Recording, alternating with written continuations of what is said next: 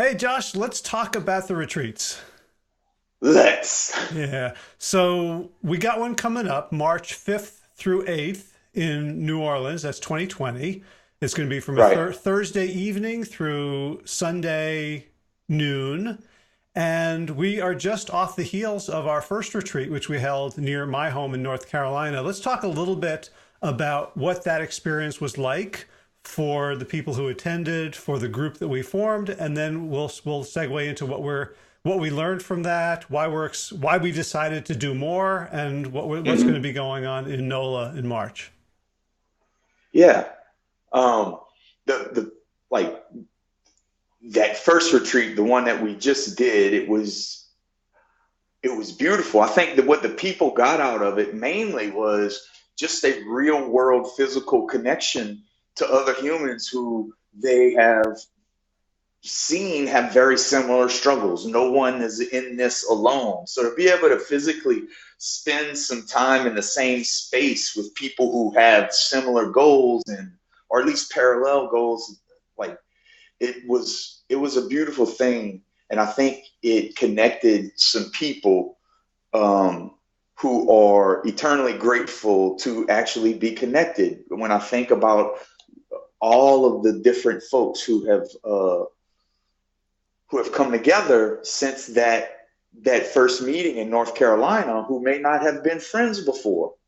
Like that's a beautiful thing to me. That's how like tying together fabric of humanity. This is big. This is something that's it feels right. It looks beautiful in real time. And I mean, I know I got a lot out of it myself, but I think each one of those people got a really valuable nugget, unique nugget of their own from that experience. Not to mention the beautiful connections and friends that they made that weekend. Right. So I mean, we talk about our three things, and the retreat was menu, movement, and mindset. So maybe we talk about each of Sure. those for a couple of minutes. So menu, like we did a survey beforehand. It was like, what's your Hmm. biggest struggles? And everybody said like, look, we all know how to eat. We know how to eat Esselstyn approved, and 100% whole food plant based, and we're struggling to do it.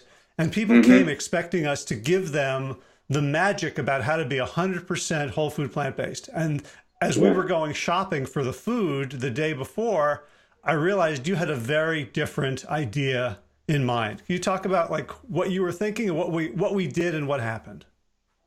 Yeah. Well, people get so constrained in how they think about the food and changing the food, and as if, oh, well, it's this new thing and I'm going to have to maintain and calculate at every point and every turn.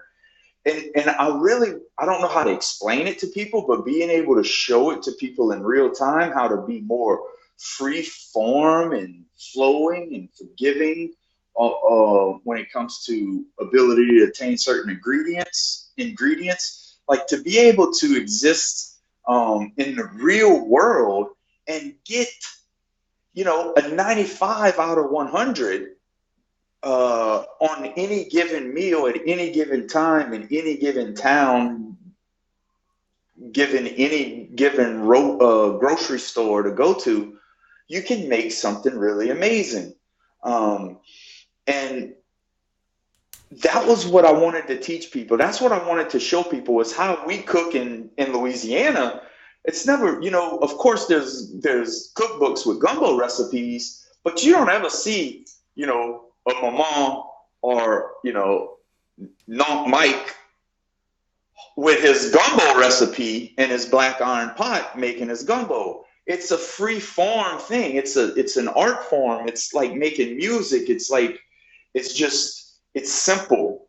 And the more simple you can make it, the more liberating your mind is, and you can and I could see the a lot of the clouds lift in some of the people's minds as we were like, oh, it's simple. We don't have to get so granular and talk about all of the specific reasons why we want to do this. No, we just want to eat mostly. We want to eat all plants and we want to eat mostly whole foods.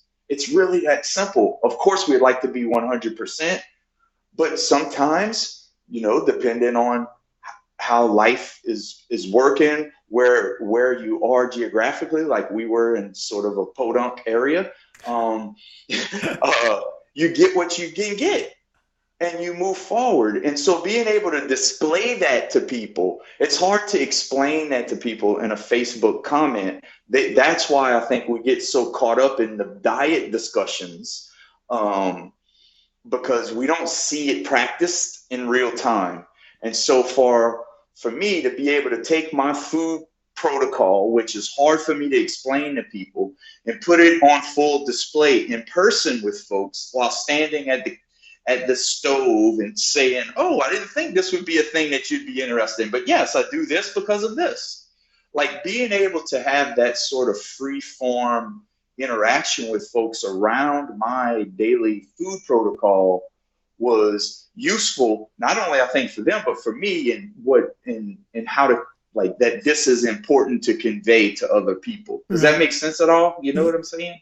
Yeah, and also like I want to differentiate what we do from other retreats and seminars and workshops and camps that people might know about, that there were no slides, there was no projector, there were no notes, there were no lectures at all. It was all experiential, the way like you thought about going to the hunting camp or the fishing camp with your Bam Bam and with your folks, that this was an experience, not a seminar. Right. It was just like when I would go to, it was like planning a trip to the camp. And that's essentially what this was. Because a trip to the camp, you're going to learn something from, like in my case, it was a weekend of learning from my Bam Bam. And we're doing the same thing here. We're just learning different things instead of how to cast or how to, put the crosshairs on the big part of a deer. Like we're learning different things. We have different trophies in mind, if you will. But we're still planning. We're still planning to go to the grocery store, except instead of ribeyes and whiskey, we're getting, tempeh and broccoli and coconut water. Right. But it's all of those preparations and all of those logistics, all of that prowess I've been building my entire life, that ironically I use to get really big and heavy and fat. I'm using the same template to just create a different outcome. And it feels fun to realize that. And it feels even more fun to have an opportunity to teach that to other people. Right. And the atmosphere was, we're just having fun. We're hanging out together. We're doing a bunch of activities. And it was not like you and I are not like agenda every 15 minutes, put another thing on the piece of paper. It was very organic and free flowing. We also incorporated a lot of movement. You talk briefly about that and what it meant to you and the different things we did? That's been the big, and you notice, Howie, and I always circle back to this with our clients all the time, is my movement was the biggest thing. That's what wound up bringing me to plants, is my willingness to step outside of my comfort zone and what I thought I was capable of physically. And if I had not broken that seal, I don't think I would have ever gotten to whole food, plant-based, and meeting you and having an opportunity to put a book out into the world with a good friend. And so movement is key, but people want to think of movement as athletic, as an Olympian or something, like, oh, I'm not that. No, everybody is an athlete. We all are proportionately athletic. And some of us are just using that capacity to do real life things, like take our 300-400 pound self up and down stairs and in and out of buses. And so being able to reorient and stop and go, oh, you know what? Yes, if I get up and walk a mile every other day, that is a big deal for me, because I'm 60 and I've got type 2 diabetes and I'm 200 pounds overweight and my bones are creaking and I'm hurting. And I'm just trying, like, So to be able to get people to just start counting steps, and let's just park further away from the grocery store, and doing all of this again in real time as an example. I was thinking about, just as we are talking right now, as an example of what I wanted to display to others was so when we went to the Piedmont farms, right, rather than create a human chain of logs being brought to that way, it would have been a lot less work on all of us, really, if we'd have just made a human chain, which is what was suggested to me. I wanted to get my steps. I wanted to use the opportunity to use my physical prowess, my ability to carry as many logs as many times to that pile as possible. Not because it was most efficient, really, but because I owe the universe work, because I get so much free food when it comes to energy expenditures. And so to be able to just in real time live with people in a space where movement is movement. It's not exercise. It's useful. It's how we use our bodies. Just like all other animals on the planet, they have to use their bodies to create their living.